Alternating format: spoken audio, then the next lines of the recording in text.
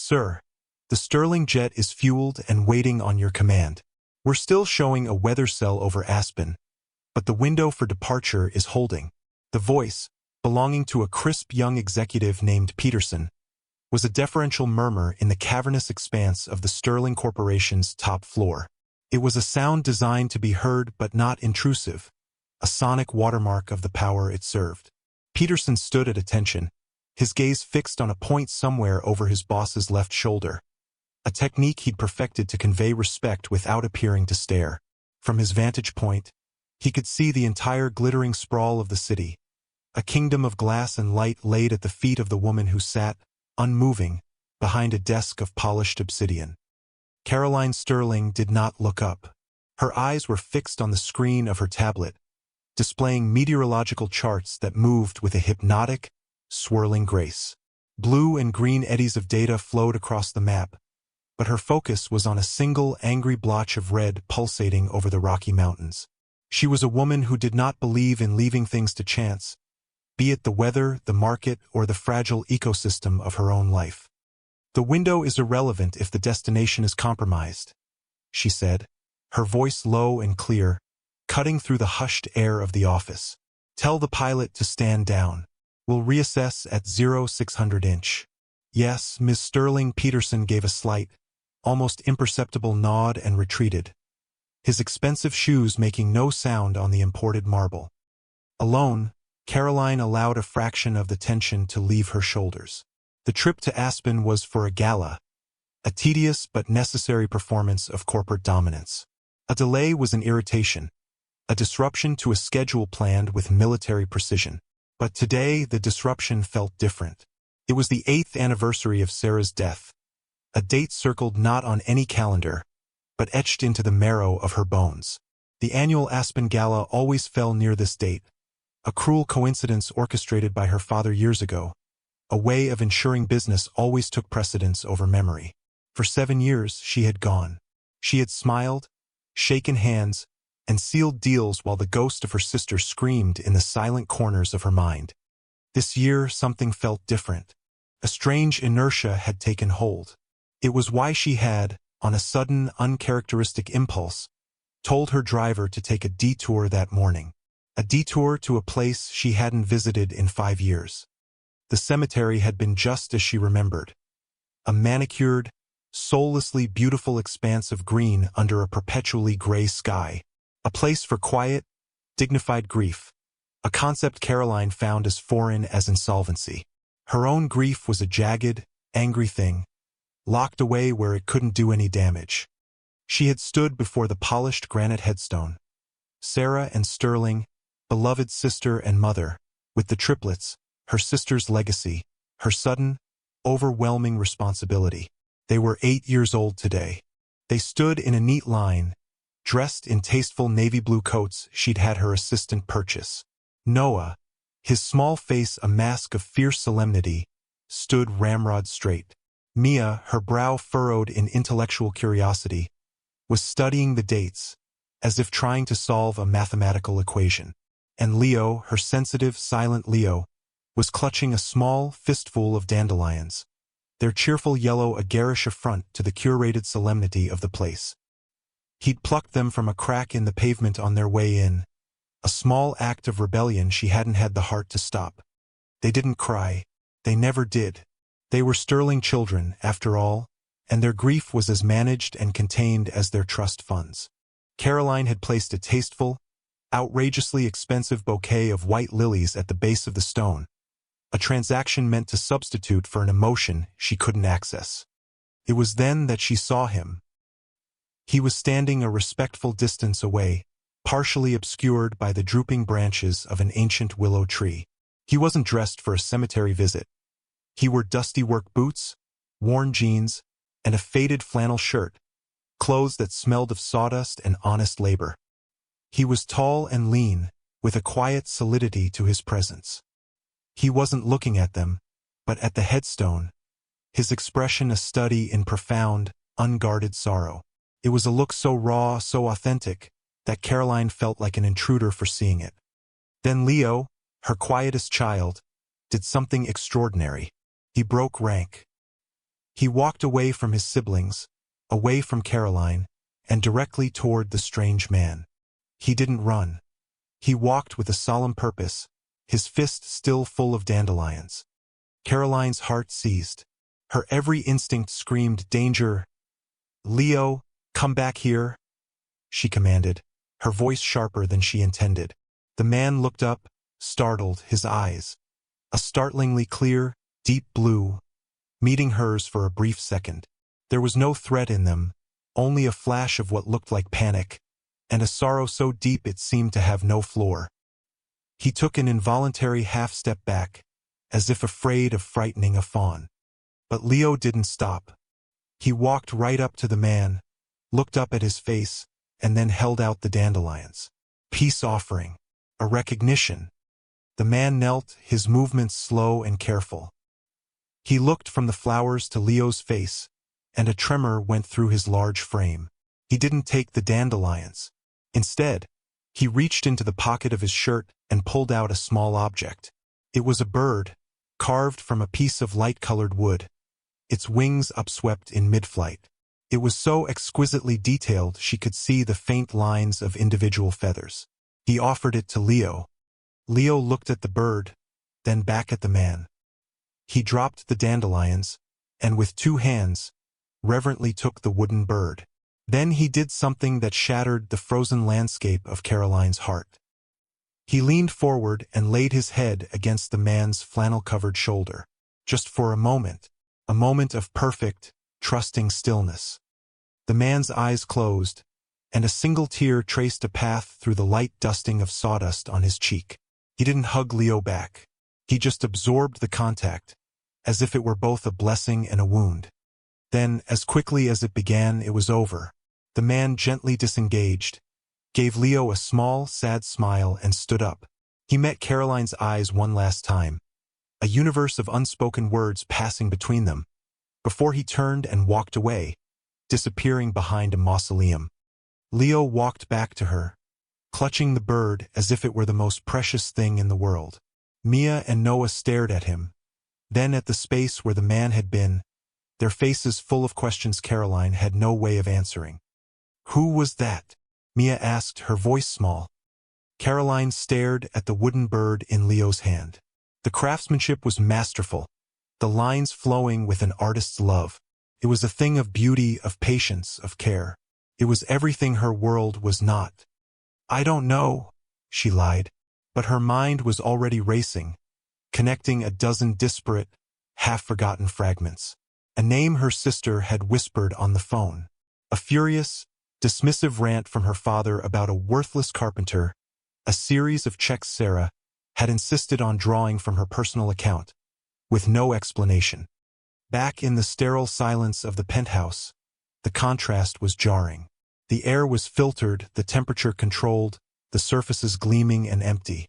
The lilies from the cemetery sat on a console table, their funereal scent filling the space. The triplets had retreated to their designated playroom, a space designed by a renowned child psychologist to encourage structured, educational play. It was filled with European wooden blocks, state-of-the-art learning tablets, and not a single ounce of messy, chaotic joy. Caroline found them sitting together on a large gray cushion. They weren't playing. They were gathered around the small wooden bird. Leo held it, while Mia examined the grain of the wood and Noah stood guard, his arms crossed. "It's made of birch," Mia announced quietly. "You can tell by the fine, uniform texture. And see how the wings are carved. That follows the natural grain. He must be very skilled." "He was sad," Leo whispered.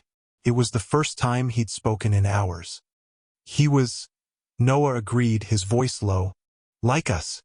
Caroline stood in the doorway, a ghost in her own home. She had given these children everything money could buy. The best schools, the best clothes, the best food, the best security. She had constructed a fortress of privilege around them, and in doing so had made it a prison.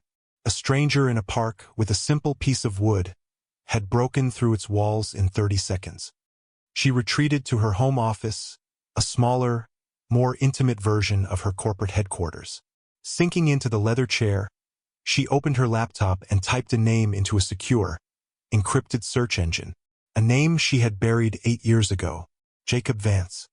The results were sparse, which in itself was telling in a world of digital footprints.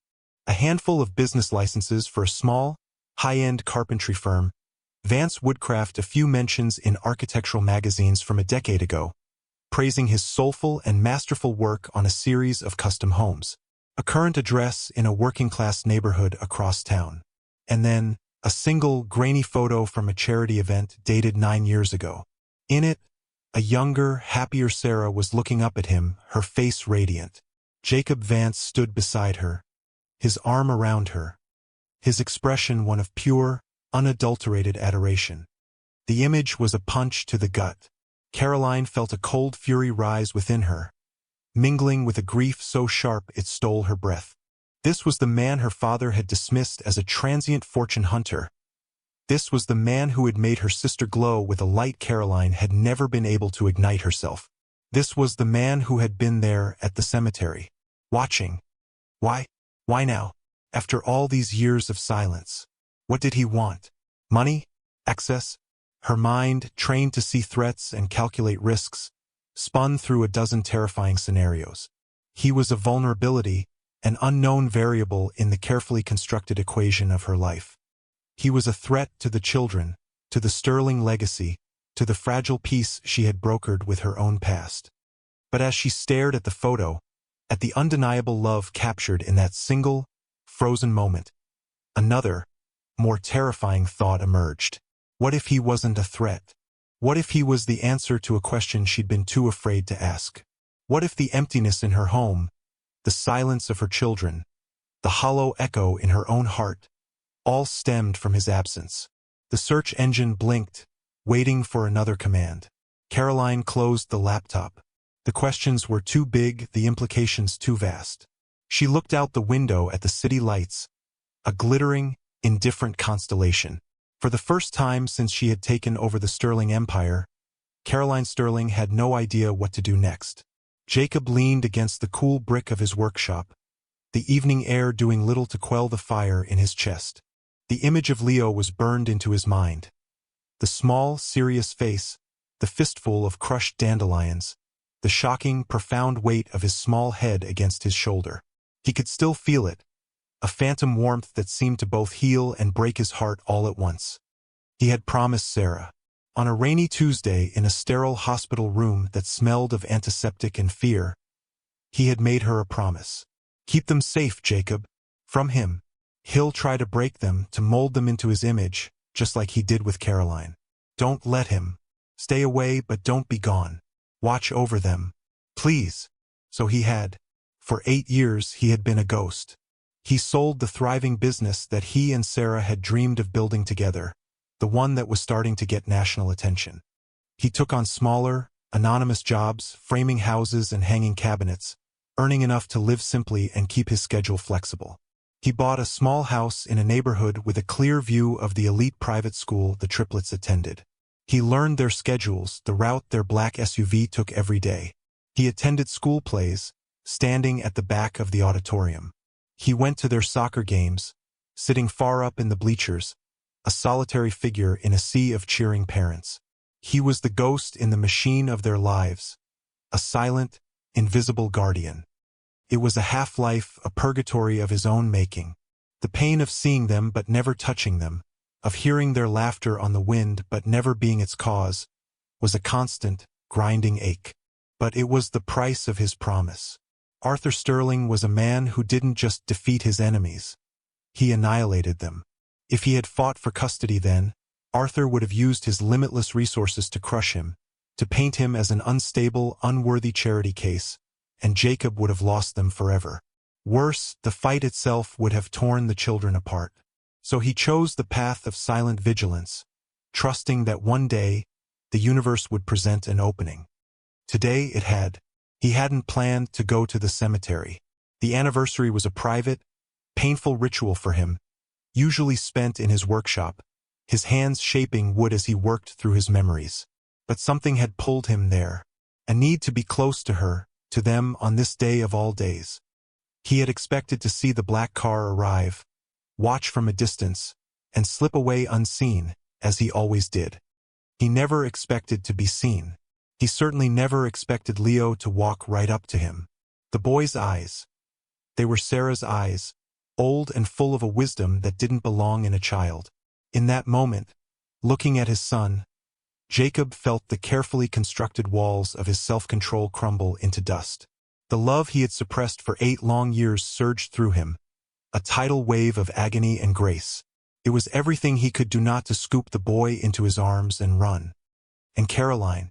He had seen the shock, the fear, and then the dawning, horrified recognition in her eyes. He knew what she must be thinking. He knew what her father had told her, what she had been raised to believe about people like him. To her, he was a liability, a loose thread in the perfect tapestry of her world. He saw the cold, regal beauty that had always intimidated him, but for a fleeting second, as she looked at Leo clutching the bird, he saw something else, too. A crack in the marble facade, a flicker of her sister's vulnerability. He pulled the worn leather wallet from his back pocket and opened it to the only photo he kept. It was of him and Sarah, taken on the day they found the land for their first workshop. She was laughing, her head thrown back, her hair a mess, a smear of dirt on her cheek. He was looking at her like she was the only thing that existed. That was the woman he loved. Not Sarah Sterling, the heiress. Just Sarah. He had failed her. He had kept his promise to watch over them. But were they truly safe? Safe from physical harm, yes. But safe from the cold, crushing weight of the Sterling legacy. Safe from the emotional malnutrition that had starved the light out of Caroline and had threatened to do the same to Sarah? Looking at their small, solemn faces today, he wasn't so sure.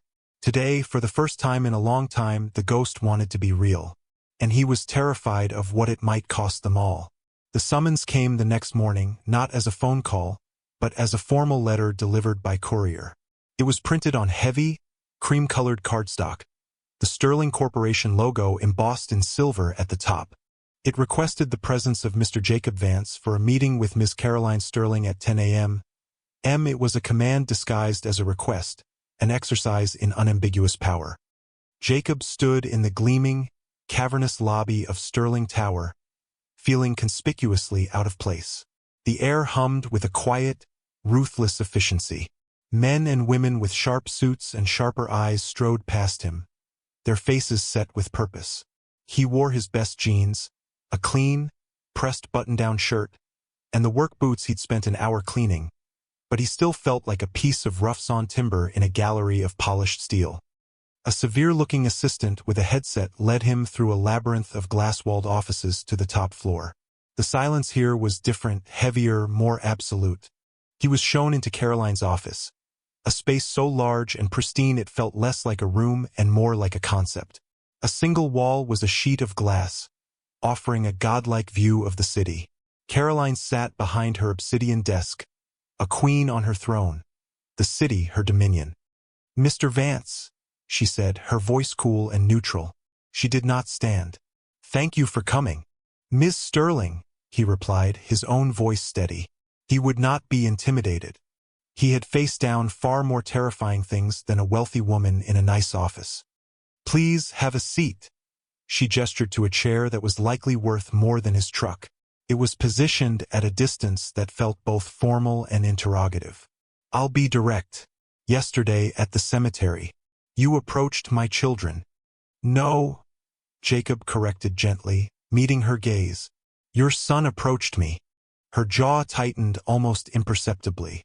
An unsolicited interaction. After 8 years of complete and total silence. "You can understand my position. I need to know what you want." The question hung in the air between them, acrid and suspicious. Money. That's what she thought this was about. The crudest, simplest explanation. It was the only language her world truly understood. "I want what I've always wanted," he said, his voice quiet but resonant in the silent room. "For them to be safe. And for them to be happy." Caroline leaned back, a flicker of disbelief in her eyes. "A noble sentiment, but vague. Your sudden reappearance suggests a more tangible goal." "There was nothing sudden about it," Jacob said. He leaned forward, resting his calloused hands on his knees. I have been there every year, every birthday, every holiday. I was at Leo's first t-ball game. I was in the back of the auditorium when Mia won the second-grade spelling bee. I was there when Noah fell off the monkey bars and had to get stitches. I have been there. You just haven't seen me. The color drained from Caroline's face. The implications of his words washed over her.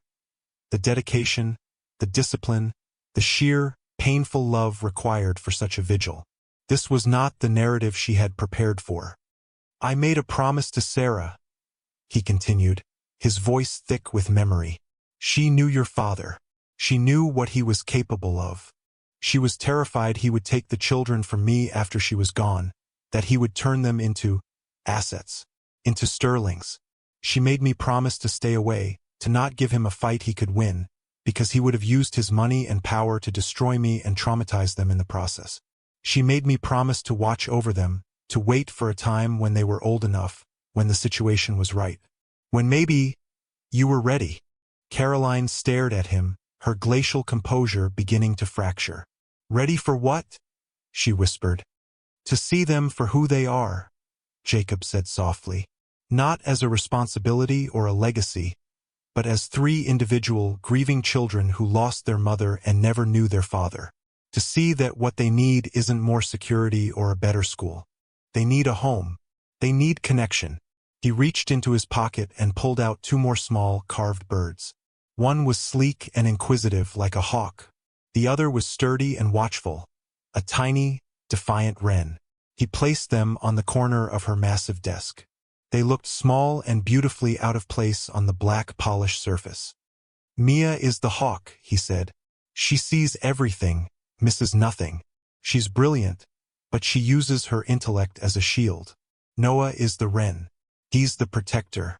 He's small but fierce, always guarding his brother and sister. And Leo, his voice broke for a second. Leo is the dove. He feels everything. He carries the peace, and he carries the pain for all of them. I see them, Caroline. I always have. Caroline stared at the two birds on her desk, then at the one Leo had brought home, which she had found herself placing on her nightstand before she went to bed. She looked at this man, this carpenter, who had just dissected her children's souls with a gentle precision that no psychologist's report had ever achieved. Before she could formulate a response, the door to her office opened without a knock. Arthur Sterling strode in, radiating an aura of absolute, inviolable authority. He was a man in his late 60s, impeccably dressed, his face a mask of handsome, patrician arrogance. He took in the scene, his daughter, the carpenter, the carved birds on the desk, and his eyes narrowed with contempt. Peterson informed me you had a visitor, Caroline, he said, his voice a low growl. He didn't acknowledge Jacob's presence at all, as if he were a piece of furniture. I was not aware we were entertaining tradesmen on the executive floor, the bell shrieked, signaling the end of recess at the Atherton Academy. On the sprawling, impossibly green lawn, children broke off from games of tag and soccer, their laughter echoing in the crisp autumn air. A short distance away from the main throng, under the shade of a large oak tree, the Sterling triplets remained a self-contained unit. Mia sat with her back against the trunk, a thick novel about quantum physics resting in her lap. She wasn't really reading it. Her eyes kept darting toward the other children, a flicker of longing in her analytical gaze before she would force her attention back to the complex equations on the page. She understood the fundamental forces of the universe better than she understood the simple mechanics of making a friend. Noah was not sitting. He stood a few feet away, his arms crossed, his body a small, tense barrier between his siblings and the rest of the world. He watched a group of boys playing a rough game of keep away, his jaw set. One of them had called Leo weird last week for not talking. Noah had gotten between them, his small fists clenched, and stared the boy down until he had backed away, unnerved. Noah was a sentry perpetually on duty. Leo was on his knees in the dirt at the base of the tree. He had the small wooden bird, the dove, in his hand. He wasn't playing with it. He was arranging a circle of fallen leaves and acorns around it, building a small, perfect nest. A little girl with bright red pigtails wandered over, curious. "What's that?" she asked, pointing at the bird. Leo looked up at her, his large, solemn eyes taking her in. He didn't answer. He just held the bird out for her to see. "It's pretty," the girl said. "Can I hold it?" Noah immediately took a step forward. "No." The girl looked startled. "Why not?" "It's his," Noah said, his voice firm. "It's special." The girl's face fell, and she backed away, rejoining the noisy group of her friends. Mia sighed and closed her book.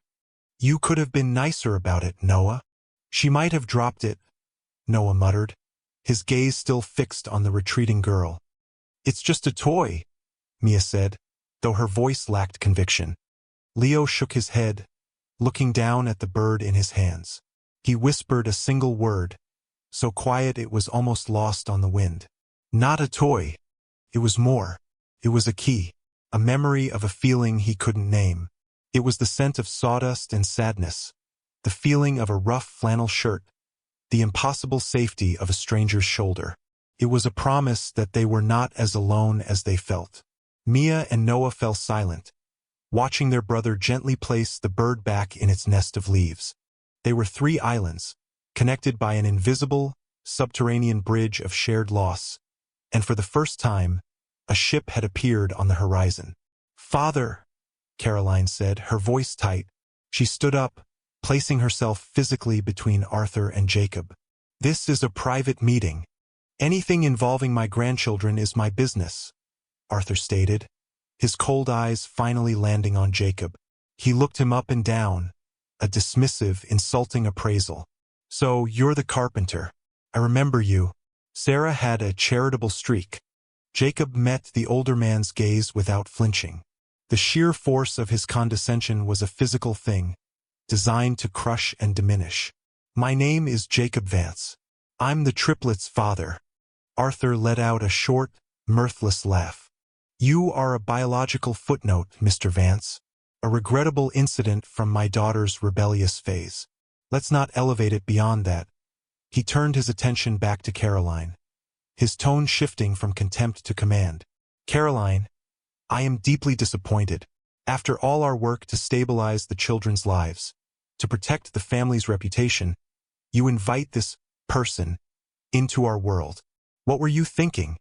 "I was thinking that they deserve to know their father," Caroline said, her voice gaining strength. "They have a family," Arthur shot back. "They have you. They have the Sterling name.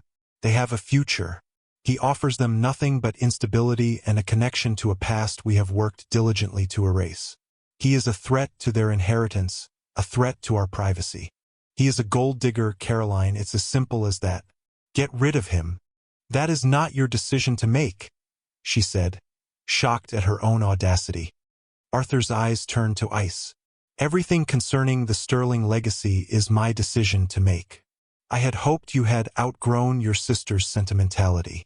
Clearly, I was mistaken. You have one chance to handle this. End it. Now. Or I will." He gave Jacob one last look of utter disgust, turned on his heel, and strode out of the office, leaving a vortex of cold fury in his wake. The silence he left behind was thick with unspoken threats. Caroline sank back into her chair, her body trembling slightly. She had just openly defied her father for the first time in her adult life. The feeling was terrifying and, to her astonishment, exhilarating. Jacob watched her, his expression a mixture of concern and a new, burgeoning respect. "He hasn't changed," he said quietly. "No," Caroline breathed. "He hasn't." She looked at him, truly looked at him, not as a threat or a problem to be solved, but as a man who had just stood his ground against the most powerful man she had ever known. A man who had done it not for money or power, but for love. "I will arrange a supervised visit," she said, the words feeling momentous, a shift in the tectonic plates of her world. "At a park. On Saturday." Jacob nodded, a slow, grateful smile transforming his face. "Thank you." "Don't thank me yet, Mr. Vance," she said, her CO mask slipping partially back into place. I'm not sure what I'm doing is right. But my father's reaction, it makes me think it might be later that day. Caroline found herself driving through a part of the city she hadn't visited in years. The gleaming towers gave way to brick warehouses and low-slung industrial buildings. She found the address from her search Vance Woodcraft. It wasn't a storefront, just a large, anonymous-looking workshop at the end of a quiet street. She parked across the road, her sleek German sedan looking alien in the gritty landscape. She cut the engine and just watched. The large bay door was open, and she could see Jacob inside. He was working on a massive piece of reclaimed timber, guiding it through a large saw. Sawdust flew, catching the late afternoon sun like golden snow. He moved with an unhurried, focused grace, his body attuned to the wood and the machine. He wasn't just cutting a piece of lumber, he was collaborating with it. A young man, one of his crew, approached him with a question, holding up a blueprint. Jacob stopped his work, wiped his hands on his jeans, and listened intently. He didn't just answer, he pointed to the blueprint, then to the wood, explaining, teaching. The young man nodded, his face breaking into a smile of understanding. Caroline sat in the climate-controlled silence of her car, a fortress of leather and steel, and watched this man build things. He built furniture. He built structures. He built confidence in his employees. She thought of her own life, of the things she built. Mergers, acquisitions, stock portfolios. It was a world of abstract figures and theoretical value. His world was tangible. It was real. It had substance. Her father's voice echoed in her head. A worthless carpenter. A transient fortune hunter. But the man she was watching was none of those things. He was a master of his craft. He was a leader. He was a man of quiet, profound integrity. And for the first time, she allowed herself to feel the full, terrifying weight of the truth. Her father had been wrong. Not just wrong in his assessment, but wrong in his values, wrong in his very definition of worth. And if he was wrong about Jacob, what else had he been wrong about? The question was a fissure, cracking the very foundations of her world. She was beginning to suspect the answer was everything. The park was bathed in the crisp, golden light of a perfect Saturday afternoon. Caroline sat on a bench, a thermos of lukewarm coffee in her hand, watching the scene unfold with the nervous intensity of a scientist observing a volatile experiment. She had chosen a quiet corner of the park, away from the main playground, a small clearing surrounded by trees. It felt both private and exposed. Jacob didn't arrive with grand gestures or a bag full of toys. He simply walked up, a small, soft backpack slung over one shoulder. He smiled at her, a nod of acknowledgement, then turned his full attention to the children. They were standing near the bench, a tight, uncertain cluster. "Hi," he said, his voice calm and even. He knelt so he was on their level, a simple act that immediately shifted the dynamic. "It's a beautiful day." Noah stared at him, his arms crossed, the little sentry at his post. Mia watched him with her typical analytical curiosity. Leo, however, took a half-step forward, the wooden dove clutched in his hand. Jacob didn't force it.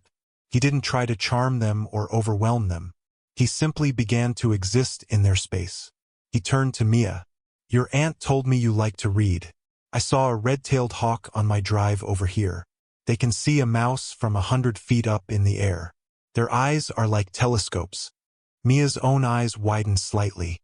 "Their retinas have two fovea," she said, the information offered up like a carefully chosen gift. "It gives them both monocular and binocular vision simultaneously, enhancing depth perception and peripheral awareness." Jacob's face broke into a genuine, delighted smile. "Exactly. That's amazing. You know more about it than I do." He had just given her the one thing she craved: intellectual respect. He then looked at Noah.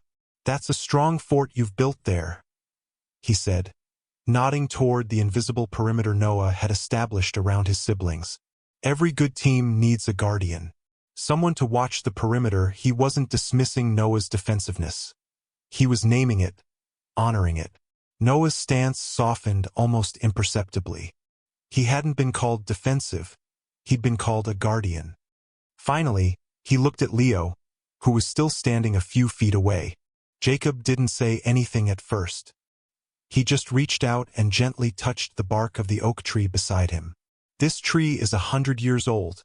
Maybe more," he said, his voice dropping to a near whisper. "Imagine all the things it's seen, all the seasons, all the storms." He ran his fingers over the deep grooves in the bark. "It has its own story right here. You just have to be quiet enough to read it." He sat down at the base of the tree and pulled a small block of wood and a carving knife from his backpack. He began to work, his hands moving with a familiar, practiced rhythm. He wasn't performing for them. He was just being himself. Slowly, tentatively, the children gravitated toward him. Mia sat nearby, peppering him with questions about different types of wood. Noah, after a long moment, sat down too, watching the shape emerge from the block. And Leo, after circling him twice, finally sat down right beside him, his small shoulder almost touching Jacob's arm, his eyes fixed on the movement of the knife. Caroline watched, her coffee forgotten. He wasn't parenting them in any way she recognized. He wasn't directing or instructing or managing. He was attuning. He was listening to the frequency of each child and matching his own to it. He gave Mia facts, he gave Noah purpose, and he gave Leo silence. He gave them the one thing her money, her power, her entire structured world could never provide. He gave them themselves, reflected back in his patient, gentle gaze. After an hour, the block of wood had become a small, intricately carved fox. He handed it to Noah. "For the guardian of the woods," he said simply. Then, the moment that Caroline would replay in her mind 1,000 times. Leo, who had been silent the entire time, reached out his small hand and laid it on top of Jacob's. It wasn't a grab for attention. It was a simple, profound statement of fact. "You belong here, with us." Jacob froze. He looked down at the small hand on his, and then up at Leo's face. The deep, unguarded sorrow was still in his eyes, but now it was mingled with a dawning, incredulous joy. He slowly, carefully, turned his hand over and curled his fingers around Leo's. Connection made. A circuit completed. Caroline felt a lump form in her throat, thick and painful. She was witnessing a homecoming. She, who had provided them a house, had never understood the first thing about giving them a home. This man, with nothing but his time and his quiet attention, was building one right here, in the middle of a park on a Saturday afternoon. That evening, the penthouse was different. The oppressive silence was gone, replaced by a low, happy hum of activity. In the playroom, the triplets were on the floor. Leo's dove, Mia's hawk, and Noah's new fox were arranged in the center of a landscape they had built from blocks and cushions. They were talking to each other, weaving a story about the three animals, their voices animated and free. Caroline stood in the doorway, listening. They were happy. It was a simple, devastating observation. Their happiness was a direct result of an element she had fought, feared, and tried to control. Mia looked up and saw her standing there. "Caroline?" "Yes, sweetie?" "The man, Mr. Jacob," she started, testing the name on her tongue. "Was Mommy happy when she was with him?" The question was a surgeon's scalpel, precise and deep, cutting past all of Caroline's defenses. She thought of the photo she'd found. Sarah, laughing, radiant, a version of her sister she had almost forgotten. "Yes, Mia," she said, her voice husky. "I think she was very, very happy." Mia nodded, as if this confirmed a complex hypothesis.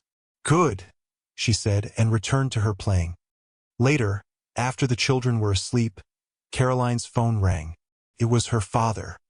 "I trust you've reconsidered your charitable project," he said, his voice dripping with condescension. There was no greeting. "I haven't," Caroline replied, her voice steady. "The children spent the afternoon with him. It was good for them." There was a moment of cold, dangerous silence on the other end of the line. "Do not mistake my patience for weakness, Caroline. You are playing with fire. You are jeopardizing the stability I have spent millions to provide for those children. I am warning you for the last time. Stop this." "They are my children to care for, father," she said, the words tasting foreign and powerful. Not yours. I will do what I believe is best for them. You will do what you are told, he snarled, the mask of civility dropping completely. Or you will discover what it truly means to stand against me. He hung up. Caroline stood by the window, the phone still in her hand. The threat was real, she knew that. Her father did not make idle threats. But the fear she should have felt was overshadowed by a different emotion. A cold, clarifying anger.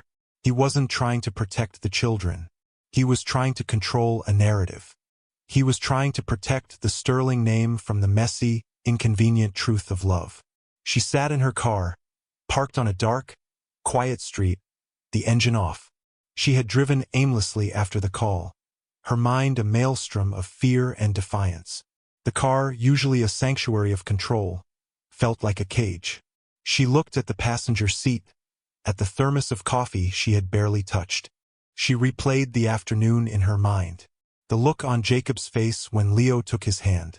The sound of her children's voices as they played, creating a new world with the small wooden animals he had given them. She thought about the life she had built for them, a life of impeccable order and profound emotional poverty. She gave them schedules, tutors, and organic meals. She managed their lives like a portfolio, diversifying their activities and mitigating their risks. And what had it gotten her? 3 small, silent ghosts haunting the halls of a museum-like apartment. Jacob, in one afternoon, had given them more than she had in a year. He hadn't given them things. He had given them space.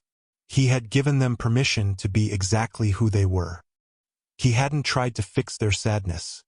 He had sat with them inside of it.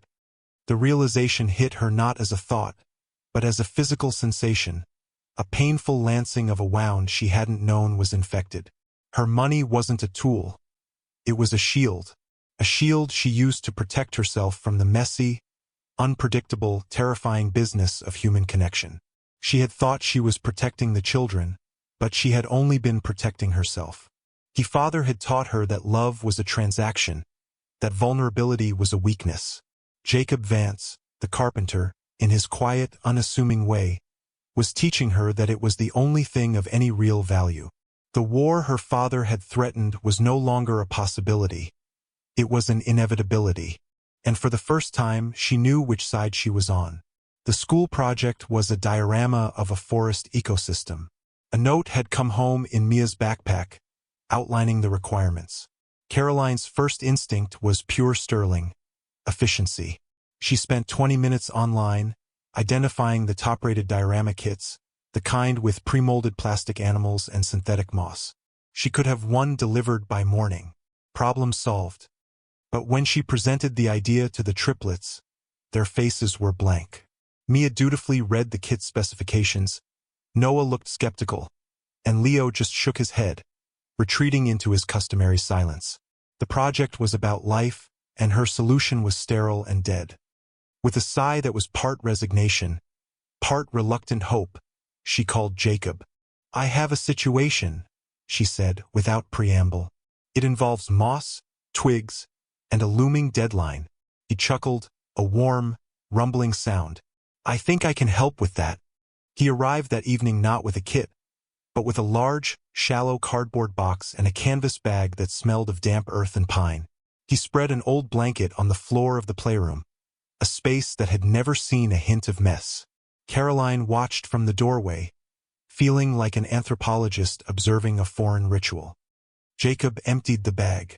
Out came clumps of real moss, a variety of stones, twigs of different shapes and sizes, pine cones, and a small bag of rich, dark soil. "All right," he said, sitting cross-legged.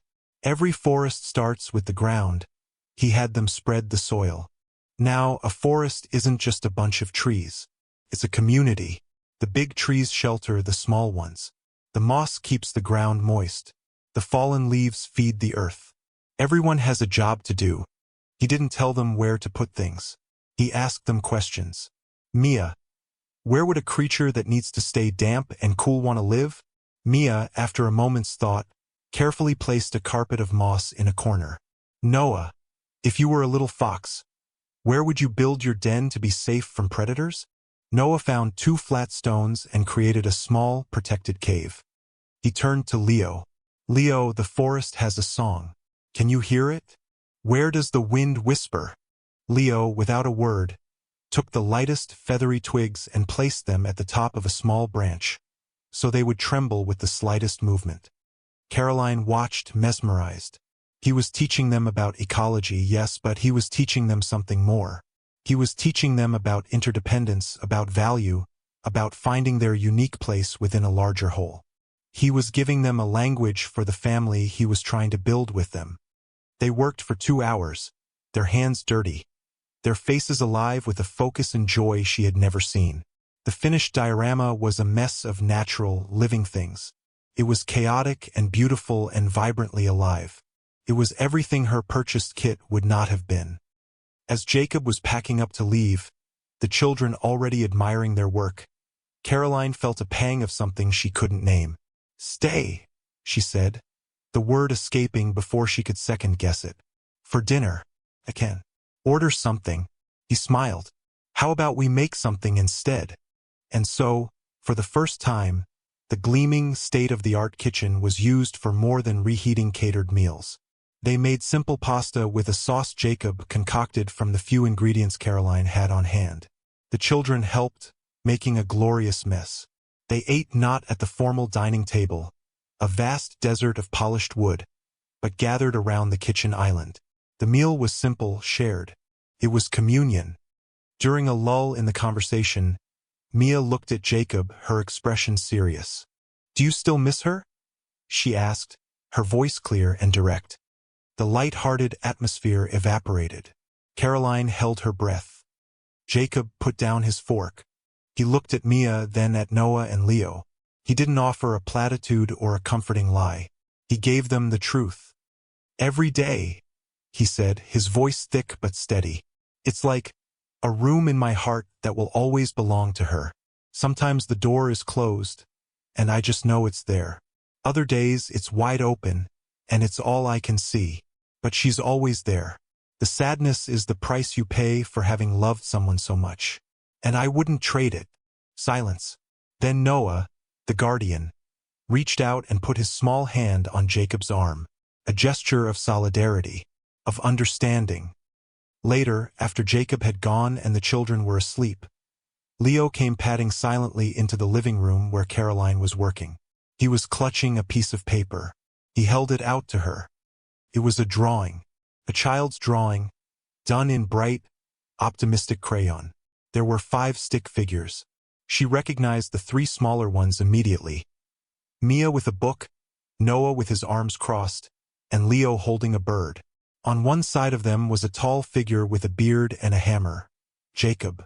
And on the other side, holding Jacob's hand, was another tall figure with blonde hair and a briefcase, her. Above them all was a huge, smiling sun. Caroline stared at the drawing, her throat closing. It was a child's simple, profound vision of a world made whole. Family. Not the broken, grieving fragments she had been managing, but a complete and functioning unit. Leo had drawn a bridge between her world and Jacob's, and he had placed her right in the middle of it.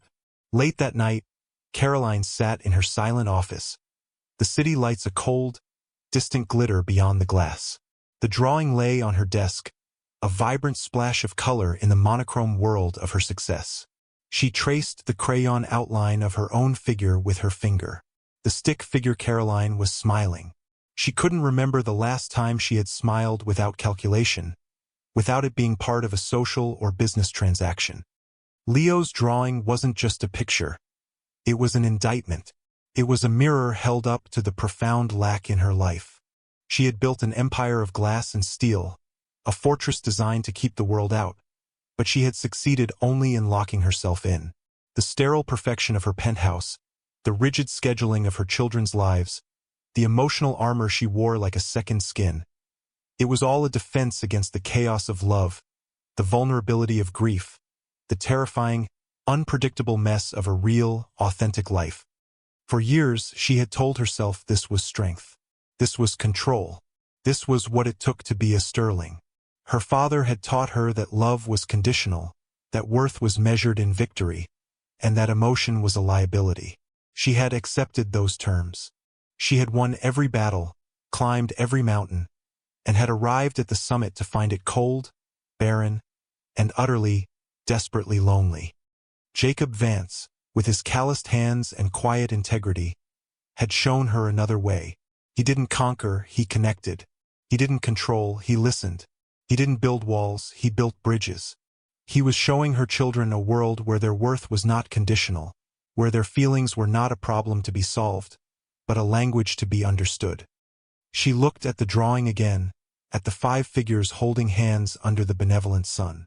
It was a vision of a future she had never allowed herself to imagine. A future that was messy and complicated and terrifying. And for the first time in her life, it was all she wanted. The fortress had to come down. She finally understood that the real risk wasn't letting him in. The real risk was keeping him out. The decision was no longer a strategic one. It was a matter of survival. Her survival and the survival of her children's hearts. The next day, Caroline drove to Jacob's workshop. She didn't call first. She acted on the same impulse that had led her to the cemetery, a new, unfamiliar instinct she was learning to trust. The big bay door was open, and the scent of sawdust and cedar flowed out to meet her. It smelled like honesty. Jacob was at a workbench, sanding a curved piece of cherry wood, his movements fluid and focused. He looked up as her shadow fell across his bench, and his hands stilled. A slow smile of surprise lit his face. "Caroline," he said, wiping his hands on a rag. "I didn't expect to see you." "I needed to see this," she said, her gaze sweeping around the workshop. It was a cathedral of creation. Tools hung in neat, orderly rows.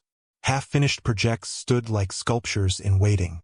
The air was thick with the dust of 1,000 beautiful things being brought into the world. "This is your space." "It is," he said simply. "It's the one place I've always felt at home." He led her to a small, cluttered office in the back. From a locked drawer in an old wooden filing cabinet, he pulled out a simple shoebox. He set it on the desk and opened it. "I wanted to show you this," he said. It was full of photographs. Not the stiff, formal portraits the Sterlings commissioned, but candid snapshots of a life lived in full color. In every single one was Sarah. Sarah covered in paint, laughing. Sarah asleep on a sofa, a book on her chest. Sarah on a hiking trail, her face smudged with dirt. And dozens of photos of her and Jacob, building this very workshop, holding hands on a beach, looking at each other with a fierce, uncomplicated love that felt like a physical force. It was a side of her sister Caroline had only seen in fleeting glimpses, a wild, joyful spirit that had been systematically suppressed by the Sterling world. He picked up one photo. It was of him and a pregnant Sarah, standing in front of a half-finished crib. "I made this for them," he said, his voice rough. "I made all their furniture. I was going to build their whole world." He put the photo down and looked at Caroline, his eyes full of a pain he no longer tried to hide. "My greatest failure, my deepest wound, is that I let your father turn me into a ghost. I've had to watch my own children grow up through a pane of glass. I know their favorite foods, their secret fears, the sound of their laughter, but they don't know me. I am a ghost in my own family's story, and I don't know if I can ever forgive myself for that." His confession was so raw, so stripped of pretense, that it cracked something open in Caroline. His vulnerability was an invitation, a key turning a lock deep inside her. "It wasn't your failure," she said, her voice trembling. "It was ours. Mine." She sank into the dusty chair opposite him. "My father, he didn't just control us. He pitted us against each other. It was his masterstroke. I was the smart one, the responsible one. Sarah was the artistic one, the emotional one. I was groomed to take over the empire. She was groomed to be a beautiful accessory. He made his love a prize in a competition we didn't even know we were in." Tears she hadn't shed in a decade began to well in her eyes. "When she met you, she was so happy. It was the first time she had something that was truly hers, something that wasn't stamped with the Sterling seal of approval. And he hated it. He hated you for it. He told me you were a distraction, that she was throwing her life away. And I chose him. I chose the business, the legacy. I told myself it was the responsible choice. I let him push her away. I let him make her feel small for choosing love over ambition. I stood by and I let it happen. I was so afraid of his disapproval, so desperate for his validation, that I sacrificed my own sister. That's my wound, Jacob. I chose the glass tower over my sister's hand. And I have been living in it ever since. The confession hung in the sawdust-scented air, a thing of terrible, fragile beauty. They sat in silence, two strangers from different worlds, united by their shared love for a woman they had both lost, and by the shared, secret wounds they had carried in her absence. In a glass-walled conference room 30 floors above the city, Arthur Sterling sat at the head of a long, polished table. Across from him were two of the most ruthless litigation attorneys in the city. They were not the firm that handled Sterling's corporate affairs. These were his private bulldogs, men who specialized in making problems disappear. "He's a carpenter," Arthur said, his voice flat and cold. "His name is Jacob Vance. For the last year, he's been living in a small house in the Elmwood district. His financials are modest. A small business, a mortgage, a truck loan. He's clean. Too clean. A man with no vices is often hiding the biggest one." One of the lawyers, a man named Foley, said smoothly. "Precisely," Arthur agreed. "I want you to find it. I don't care what it is. A past-due tax bill. An old disgruntled employee. A building code violation from 5 years ago. I want leverage. Something I can use to remove him from the equation permanently. My daughter, in a fit of misguided sentimentality, has allowed him access to my grandchildren. This is an unacceptable risk to their stability, their inheritance, and the family's privacy." "Are you suggesting a legal challenge, Mr. Sterling?" the other lawyer asked. Arthur steepled his fingers, his expression chillingly calm. "I'm not suggesting anything. I am instructing you to prepare a case. If my daughter will not remove this threat, then I will be forced to question her fitness as a guardian. We will demonstrate that she is willfully exposing the children to an opportunistic and unstable element. We will file for custody. We will protect the assets. We will protect the Sterling legacy. Is that understood?" "Perfectly, Mr. Sterling," Foley said, a predatory gleam in his eye. "We'll start by digging into Mr. Vance's life. By the time we're done, he won't be able to afford a splinter of wood, let alone a legal defense." Arthur nodded, satisfied. "See that you do. This is not about money. This is about order. This is about ensuring the continuation of what I have built. He is a weed in my garden. I want him pulled out by the roots." The men nodded, gathering their papers. To them it was a job. To Arthur Sterling it was his right. His world was one of order and control, and Jacob Vance was a variable he would not tolerate. Long after Caroline had gone, Jacob stood in the quiet of his workshop. The air still seemed to hold the faint, expensive scent of her perfume, a ghost of jasmine and steel. He ran his hand over the cherry wood on his bench, the surface smooth and cool beneath his palm. Her confession echoed in his mind. "I chose the glass tower over my sister's hand." He had always seen her as an extension of her father, a formidable, untouchable queen made of ice and ambition. But tonight the queen had shown him her chains. He had seen the prisoner in the tower, a woman haunted by a choice she'd made as a girl, a choice she had been engineered to make. He had spent 8 years hating her, just a little, hating her for her silence, for her complicity in his exile. He saw her as the warden of the beautiful prison his children lived in. But now he saw that she was a prisoner, too. Her grief was just as real as his, just buried under more layers of wealth and expectation. A new feeling began to bloom in his chest, alongside the ever-present ache of his own loss. It was a fierce, protective instinct, but it was different now. It wasn't just for his children anymore. It was for her. For the woman who had cried in his dusty office. For the woman who was finally, bravely, trying to tear down her own walls.